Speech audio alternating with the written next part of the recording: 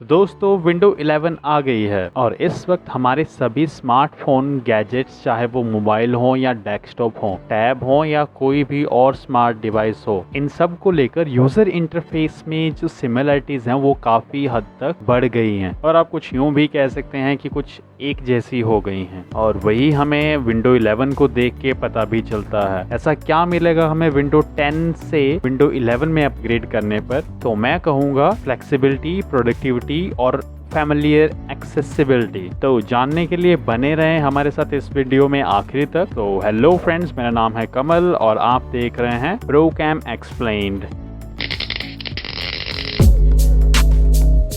हम स्टार्टिंग में बता देते हैं कि आपको इस वीडियो में हम वो फीचर्स के बारे में बताएंगे जो कि हमारे काम करने के एक्सपीरियंस को एकदम चेंज करके रख देंगे, जो कि विंडो 11 के साथ हमें मिलने वाले हैं। साथ ही जो लोग विंडो 10 यूज़ कर रहे हैं उनके लिए विंडोज़ 11 का अपग्रेड बिल्कुल फ्री है। तो हाँ फ्रेंड्स, इट्स टोटली फ्री, जो कि बहुत ही मज़ेदार न्यूज़ है। और ये अपडेट्स इस साल के एंड में यानी अक्टूबर या दिसंबर के बीच में ही अवेलेबल हो जाएगा। तो है ना एकदम मस्त। अगर हम विंडो 10 की बात करें तो वो आई थी 29 जुलाई 2015 में, मतलब 6-7 साल पहले। जैसा कि हम सभी को पता है, इन 6-7 सालों में स्मार्टफोन इंडस्ट्री में बहुत ज़्यादा चेंजेस आए हैं, जहाँ यूज़र इंटरफेस को लेकर बहुत ज़्यादा चेंजेस हुए हैं ताकि स्मार्टफोन्स को और भी यूज़र फ्रेंडली बनाया जा सके। तो अब हम वो सब स्मार्टफोन फीचर्स को विंडो 11 में भी देख सकते हैं। तो बात करते हैं नए डिज़ाइन के बारे में पहले। तो अब विंडोज़ 11 में हमें जो स्टार्ट मेन्यू होता है वो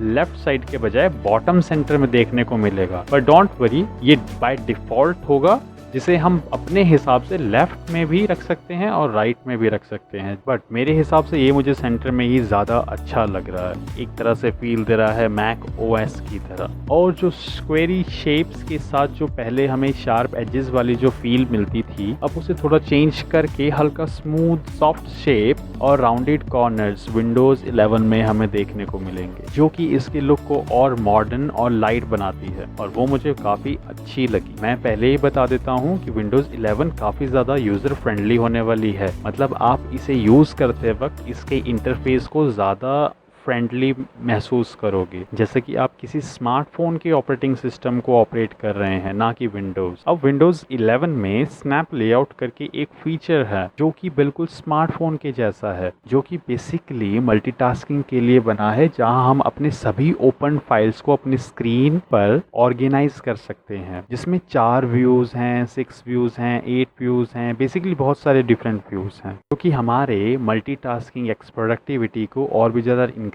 करता है। जहां हमें पहले विंडोज़ 10 में मैन्युअली डिज़ाइन करना पड़ता था, पर अब हम एक ही स्क्रीन में दो अलग अलग सॉफ्टवेयर को एक साथ खोल सकते हैं और दो अलग अलग काम एक साथ कर सकते हैं। अगर मैं अपनी बात बताऊं तो मैं इस फीचर से काफ़ी ज़्यादा खुश हूँ, क्योंकि मैं एक ही स्क्रीन पे काफ़ी सारे सॉफ्टवेयर्स ओपन करके रखता हूँ, तो मेरे लिए काफ़ी अच्छा फीचर रहेगा। अब बात कर लेते हैं विजेट्स की। तो विजेट्स भी अब आप विंडोज़ 11 में देख सकते हैं, जहां विजेट्स अभी तक मोबाइल डिवाइसेस और आईओएस डिवाइसेस के लिए बने थे, पर अब वो विंडोज़ 11 में भी हम यूज़ कर सकते हैं अपनी एक्सेसिबिलिटी को और इम्प्रूव करने के लिए, जिसमें हम बहुत सारे अलग अलग विजेट्स मिल जाते हैं, जैसे कि वेदर क्लॉक और कैलकुलेटर जैसे अलग अलग विजेट्स, जिन्हें हम जस्ट स्वाइप करके यूज़ कर सकते हैं और एक्सेस कर सकते हैं। ना कि पहले की तरह हमें जैसे कि नेविगेशन में जाकर उसे ढूंढ के उसे निकाल के ओपन करके हम एक्सेस करते थे। अब हमें यहाँ पर स्वाइप ऑप्शन है, जो आप लेफ़्ट साइड से स्क्रीन के यूज़ कर सकते हो और वहाँ पर अपने विजेट्स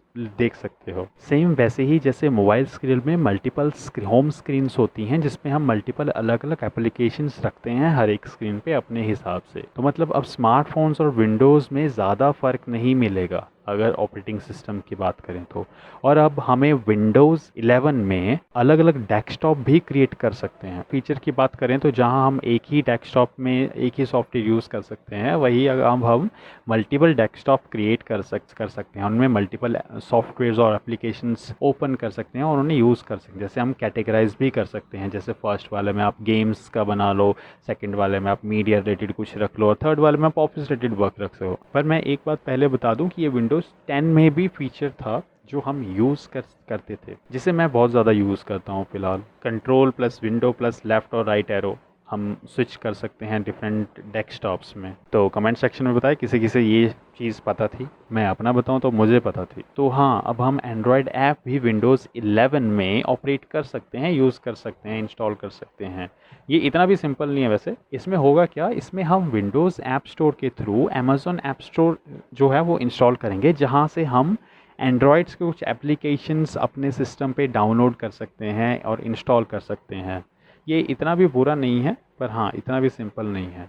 तो गेमर्स के लिए एक नया फीचर आने वाला है विंडोज़ 11 में, जिसका नाम है ऑटो HDR सपोर्ट, जिसकी वजह से हम हाई डेफिनेशन HDR में भी हम गेम्स जो हैं वो खेल सकते हैं। अगर आप गेमर हैं तो आप ऑटो HDR का यूज़ करके आप अच्छी हाई डेफिनेशन में गेम खेल सकते हैं, और अगर आप गेम डेवलपर हैं तो आप इसको यूज़ कर सकते हैं इस फीचर को, ताकि आप और ज़्यादा अपना जो डेवलपिंग एक्सपीरियंस है उसे और ज़्यादा अच्छे से यूज़ कर सकें और बेटर रिज़ल्ट आप देख सकते हैं, जो कि एक बहुत ही अच्छा फीचर्स है गेमर्स और डेवलपर्स के लिए। तो बढ़ते हैं अगले फीचर की तरफ। जैसे कि अभी की सिचुएशन में हम ज़्यादातर वर्क फ्रॉम होम करते हैं, रिमोटली वर्क करते हैं, जहाँ पर हम ऑफिस और अपनी ऑफिस की टीम से दूर रहकर काम कर रहे हैं, और कुछ लोग ऑफिस में भी काम कर रहे हैं। तो अब माइक्रोसॉफ्ट टीम्स जो है वो विंडोज़ 11 में बाय डिफ़ॉल्ट इंटीग्रेट होकर आएगा, जहाँ पर हम इजीली अपने ऑफिस टीम से कनेक्ट हो सकते हैं और काम कर सकते हैं, जो कि बहुत ही इजी और बेटर ऑप्शन है। और हाँ, अब सिक्योरिटी पर्पस से विंडोज़ 11 को रन करने के लिए TPM वर्जन 2.0 चिप हमारे सिस्टम में लगी होनी चाहिए, जो कि पुराने सिस्टम में नहीं थी, पर अभी जो नए सिस्टम्स आ रहे हैं उसमें ये TPM वर्जन 2.0 चिप हमेशा इंटीग्रेट होकर आती है। अगर आपके सिस्टम पे ये चिप नहीं है तो आप विंडोज़ 11 रन नहीं कर पाएंगे। अगर बात करते हैं सिक्योरिटी अपडेट्स को लेकर, तो पहले हमें विंडोज़ 10 में 2 मेजर अपडेट्स मिलते थे हर एक साल में, और बाकी सब सिक्योरिटी पैचेस और अपडेट्स होते थे। पर अब विंडोज़ 11 में सिर्फ एक ही मेजर अपडेट एवरी ईयर मिलेगा और बाकी सारे सिक्योरिटी पैचेस रहेंगे। अब बात करते हैं टच सपोर्ट, एक और ऐसा बड़ा फीचर जो पहले विंडोज़ ऑपरेटिंग सिस्टम में नहीं होता था, जिसकी वजह से जो टच कंप्यूटर्स है उन्हें ऑपरेट करना काफ़ी थोड़ा सा मीन्स यूज़र फ्रेंडली नहीं होता था। तो अब उन्होंने टच सपोर्ट दे दिया है विंडोज़ 11 में, जिसकी हेल्प से हम कोई भी टच टैबलेट, कोई डिटैचेबल स्क्रीन वाला कंप्यूटर, उसे हम बहुत ही ईजिली यूज़ कर सकते हैं, क्योंकि इसमें अब जो टच सपोर्ट के अकॉर्डिंग उसके अंदर जो टेक्स्ट के बीच में स्पेसिंग और आइकन्स के बीच में स्पेसिंग काफ़ी अच्छी और इम्प्रूव हो चुकी है, जो काफ़ी ज़्यादा यूज़र फ्रेंडली बन जाता है, अच्छा और स्टेबल हो जाता है, जिसकी वजह से हम सिर्फ फिंगर से ही काफ़ी ईजिली ऑपरेट कर सकते हैं किसी भी टैबलेट और कंप्यूटर को, जो भी टच स्क्रीन फीचर के साथ आता है। सो इस फीचर की वजह से अब हमें बहुत सारे टैबलेट्स और टच टैबलेट्स विद कीबोर्ड भी देखने को मिलेंगे आगे चलकर। हाँ, इन फीचर्स के अलावा भी और भी बहुत सारे फीचर्स हैं विंडोज़ 11 में, बट विंडोज़ 11 के ये फीचर जो मैंने आपको अभी बताया वो ज़्यादा मेजर थे, इसीलिए